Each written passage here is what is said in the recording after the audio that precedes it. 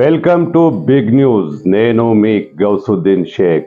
ఉన్నదే రాస్తా, చూసిందే చెప్తా.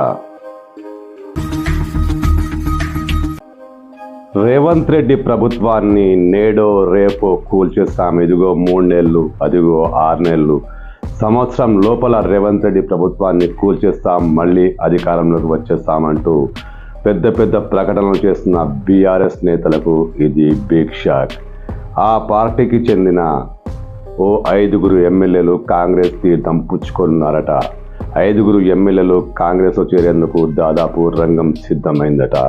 ఎందుకంటే బీఆర్ఎస్కు బిగ్ షాక్ అని ఎందుకు చెప్తున్నానంటే, రేపో మాపో ప్రభుత్వాన్ని కూల్చేస్తామంటూ చెప్పిన బీఆర్ఎస్కు ఇది ఊహించని పరిణామమే. ఖచ్చితంగా బిగ్ షాకే. ఈ 5 ఎమ్మెల్యేలు దాదాపుగా కాంగ్రెస్ పార్టీలో చేరిపోవడం ఖాయం.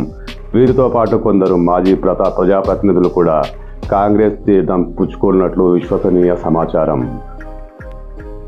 గ్రేటర్ హైదరాబాద్, రంగారెడ్డి జిల్లా ఈ ప్రాంతాల నుంచి 3 ఎమ్మెల్యేలు కాంగ్రెస్ పార్టీలో చేరడం దాదాపు ఖాయమైపోయిందట. కాంగ్రెస్ పార్టీ అధిష్టానంతో దీనిపై చర్చలు కూడా జరిగాయట.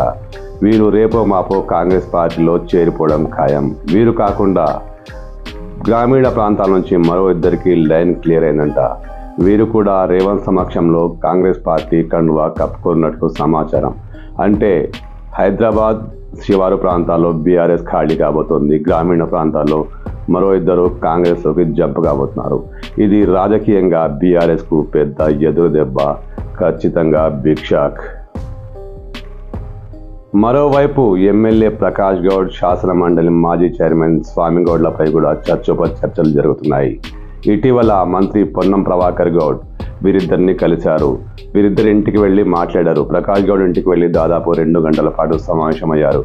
వీరి సమావేశంలో వేరే ఎజెండా ఉన్నప్పటికీ ముఖ్యంగా రాజకీయ అజెండానే కొనసాగిందని, వీరి పార్టీలో వీరి చేరికకు సంబంధించి చర్చలు జరిగాయని ప్రచారం జరుగుతోంది. అయితే ప్రకాష్ గౌడ్ వర్గాలు మాత్రం ఇదంతా నిజం కాదని, వేరే అంశంపై మాట్లాడామని చెప్తున్నారు. కానీ రాజకీయ వర్గాల్లో మాత్రం ప్రకాష్ గౌడ్ చేరిక ఖాయమని, స్వామి గౌడ్ కూడా పార్టీపై తీవ్ర అసంతృప్తితో ఉన్నారని, ఆయన త్వరలో బీఆర్ఎస్ను వదిలేసి కాంగ్రెస్ పక్షాన చేరిపోతారని చర్చలు జరుగుతున్నాయి. ఈ మేరకు మీడియాలోనూ వార్తలు నడుస్తున్నాయి. ఎమ్మెల్యేలు, మాజీ ప్రజాప్రతినిధులే కాకుండా స్థానిక సంస్థల ప్రతినిధులను కూడా కాంగ్రెస్ పార్టీ చేర్చుకోబోతోంది. ఇప్పటికే చాలా చోట్ల అనేక కార్పొరేషన్లు, మున్సిపాలిటీలు కాంగ్రెస్ హస్తగతమయ్యాయి. తాజాగా వరంగల్ మేయర్ కూడా కాంగ్రెస్ పార్టీలో చేరుతున్నట్లు సమాచారం. ఎందుకంటే ఇప్పటికే చాలా చోట్ల అవిశ్వాస తీర్మానాలతో అనేక మున్సిపాలిటీలు, కార్పొరేషన్లు కాంగ్రెస్లో విలీనమయ్యాయి. ఇప్పుడు తాజాగా వరంగల్ నుంచి కూడా ఇదే జరిగితే కాంగ్రెస్ పార్టీ మరింత బలోపేతం కావడం ఖాయం.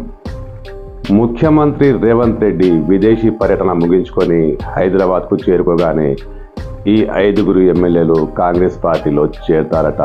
కాంగ్రెస్ పార్టీ హైకమాండ్ కూడా చేరికలకు గ్రీన్ సిగ్నల్ ఇచ్చిందట. ఇదంతా ఎందుకు జరుగుతోంది? ఒకవైపు బీఆర్ఎస్ కాంగ్రెస్ ప్రభుత్వాన్ని కూల్చేస్తాం, పడగొడతామంటూ రంకెలు వేస్తున్న టైంలో ఈ 5 చేర్చుకోవడం ద్వారా బీఆర్ఎస్కు గుణపాఠం చెప్పాలని కాంగ్రెస్ భావిస్తున్నట్టు చెప్తున్నారు. ఇంతేకాకుండా వచ్చే పార్లమెంట్ ఎన్నికల్లో ఖచ్చితంగా విజయం సాధించాలంటే కొంతమంది ఎమ్మెల్యేలు తమకు అవసరమని కాంగ్రెస్ పార్టీ భావిస్తోంది. ముఖ్యంగా హైదరాబాద్ శివార్లలో కాంగ్రెస్ పార్టీ ఎమ్మెల్యేలు పెద్దగా గెలవలేదు. ఇక్కడ చేవెళ్ల వంటి నియోజకవర్గాల్లో విజయం సాధించాలంటే ఖచ్చితంగా స్థానిక ఎమ్మెల్యేల బలం కావాలి. ఇదే కారణంగా సిటీ శివార్ల నుంచి బీఆర్ఎస్ ఎమ్మెల్యేల చేరికకు కాంగ్రెస్ పార్టీ గ్రీన్ సిగ్నల్ ఇచ్చినట్లు తెలుస్తోంది. ఇంతకీ ఆ 5 ఎమ్మెల్యేలు ఎవరు కాంగ్రెస్ పార్టీలో చేరబోతున్నారు? ఇప్పటికే ఓ 2 మాజీ మంత్రులు కాంగ్రెస్ పార్టీలో చేరేందుకు విశ్వ ప్రయత్నాలు చేస్తున్నట్లు తెలుస్తుంది. వారికి ఇంకా గ్రీన్ సిగ్నల్ రాలేదు. వీరు కాకుండా మరో 3 ఎమ్మెల్యేలు హైదరాబాద్ నుంచి ఎవరు చేరబోతున్నారు? ఎవరు కాంగ్రెస్ పార్టీ తీర్థం పుచ్చుకుంటున్నారు? గ్రామీణ ప్రాంతాల నుంచి ఆ 2 ఎమ్మెల్యేలు ఎవరు? నిజానికి కాంగ్రెస్ వర్గాలు చెప్తుంది ఏంటంటే, కాంగ్రెస్ పార్టీ చేర్చుకోవాలనుకుంటే కనీసం 20-25 మంది బీఆర్ఎస్ ఎమ్మెల్యేలు రెడీగా ఉన్నారని. ఒకవైపు బీఆర్ఎస్ మాజీ మంత్రులు, మాజీ నాయకులు, మాజీ నేతలు కాంగ్రెస్ ప్రభుత్వాన్ని కూల్చేస్తాం, ఇక ఉండదు, 6 నెలల్లో మేమే అంటూ రంకెలు వేస్తున్న టైంలో ఆ 20-25 మంది కూడా కాంగ్రెస్ పార్టీ పంచన చేరితే ఇలా ఉంటుంది. సరే, ఇది పక్కన పెడితే కనీసం ఎంపీ ఎన్నికల్లో కాంగ్రెస్కు ఈ 5గురి చేరిక ప్లస్ అవుతుందని భావిస్తున్నారు.